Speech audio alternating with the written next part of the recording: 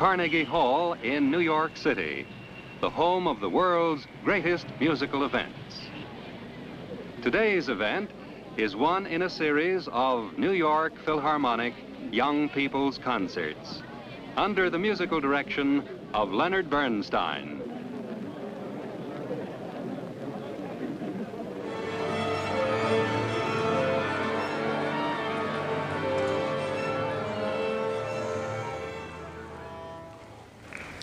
And here is Mr. Bernstein.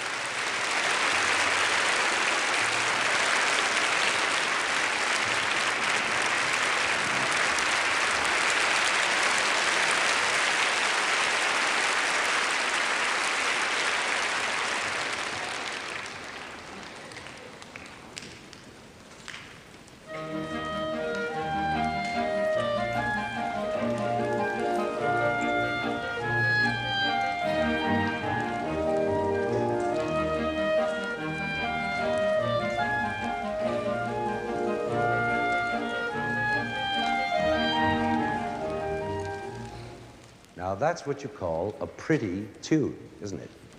Sort of like a folk song. Perhaps it makes you think of a song you may have learned in school or at camp. Somehow it has that folk song flavor, like something a lot of people might sing together in a bus or on a hike or around the campfire. But it's not sung in any of those places. It's not even sung at all. It's played by a clarinet, as you just heard, and it comes from a symphony by Mozart. Maybe that surprises you, because it seems so simple and natural, not like the kind of complicated, grand stuff we usually think of as being in a symphony. But folk songs and folk dances are really the heart of all music, the very beginning of music. And you'd be amazed at how much of the big, complicated concert music we hear grows right out of them. What is folk music anyway? Well, you see, folk music expresses the nature of a people. You can almost always tell something about a certain people simply by listening to their folk songs. Of course, most of the folk songs we know belong to the past, when the different peoples of the earth were more separate from one another, and their characters and different natures were easier to tell apart. Now, sometimes these folk songs reflect the climate of a certain country, or they may tell us something about the geography of a country, or even they may tell us something about what the people do mostly, like being shepherds or cowboys or miners or whatever. But most important of all, folk songs reflect the rhythms and accents and speeds of the way people talk, the way a particular people talks. In other words, their language, especially the language of their poetry, sort of grows into musical sounds. And those speaking rhythms and accents finally pass from folk music into what we call art music or opera or concert music of any particular people. And that's what makes Tchaikovsky sound Russian, or what makes Verdi sound Italian, or what makes Gershwin sound American. It all comes from the folk music, which in turn comes first of all from the way we speak. And that's the important thing we have to learn about today. For instance, take a Hungarian folk song. It begins like this. Jöjjön haza édesanyám, jöjjön haza édesanyám. Now, why do we know immediately that that's a Hungarian tune? I mean, besides the fact that it's got Hungarian words, it's because the Hungarian language has a strange thing about it. Almost all the words in it are accented on the first syllable. Jöjjön haza édesanyám. That's how you can always tell a Hungarian speaking English, because he always says, I don't understand because I am Hungarian. And that same accent naturally pops up in the music. Bum, bum, bum, bum. All the stresses belong at the beginning. And so it's just as natural when a great Hungarian composer like Béla Bartók writes his music that he should compose in that same accent. Just listen to this tune from his Bartok's beautiful piece called Music for Strings, Percussion, and Celesta.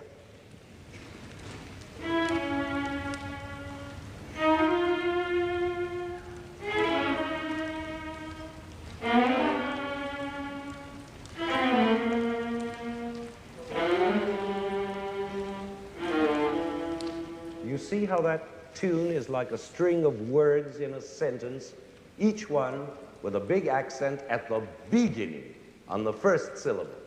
And that's not even folk music anymore. It's already moved into the concert hall. But the same thing is true of all music. It grows out of people's folk music, which first grew out of their language. Look at French, for instance. French is a language that has almost no strong accents at all.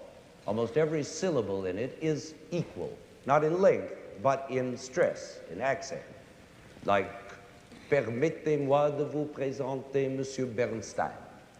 Now, the minute you hear somebody say, permettez-moi de vous présenter Monsieur Bernstein, then you know he's no Frenchman.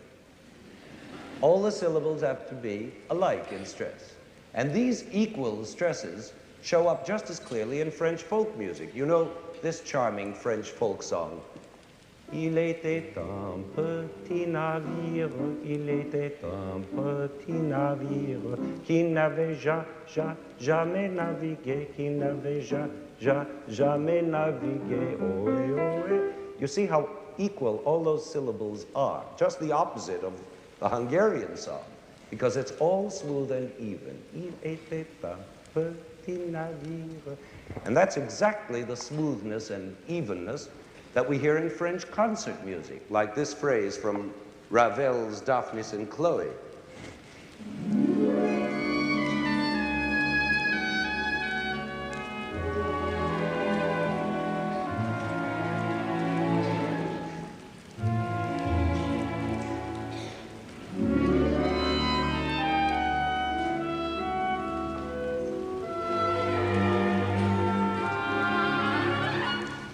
All smooth. And so it goes through all the languages. Italian, for instance, is famous for its long, beautiful vowels. Volare, cantare, oh, ho, ho, ho. And so Italian music lingers on the vowels. But Spanish, on the other hand, doesn't linger so much on the vowels. The consonants are more important. Para bailar la bamba se necesita un poco de gracia y otra cosita. And so the folk music comes out crisp and rhythmic, just like the language. Para bailar la bamba se necesita un poco de gracia y otra cosita. Y arriba, y arriba, y arriba, y arriba. And German, of course, is a very heavy language with long words and long combinations of sounds. Like, soll ich schlürfen, untertauschen, süßen Düften mich verrauschen. And so German music tends to be heavier and longer and more, well, self-important than, say, French or Spanish music. And as for English, well, that depends on what kind of English you're talking about. English is one thing. And the folk songs from England are unmistakable, tripping and light and quick with the tongue, just the way the British speak, like this one. As I was going to Strawberry Fair, singing, singing, buttercups and daisies, I met a lady taking her where for dee. Her eyes were blue and gold in her hair as we were going to Strawberry Fair. Rifle, rifle, foddle, riddle, rido, rifle, rifle, foddle, riddle, dee. Now, but what kind of English is this? And when I die, you can bury me beneath the western sky. What is that? On the lone prairie. What kind of English is that? Huh? American, but what kind of American? Western, right, cowboy. And you see how different the music is, too, how lazy and drawling.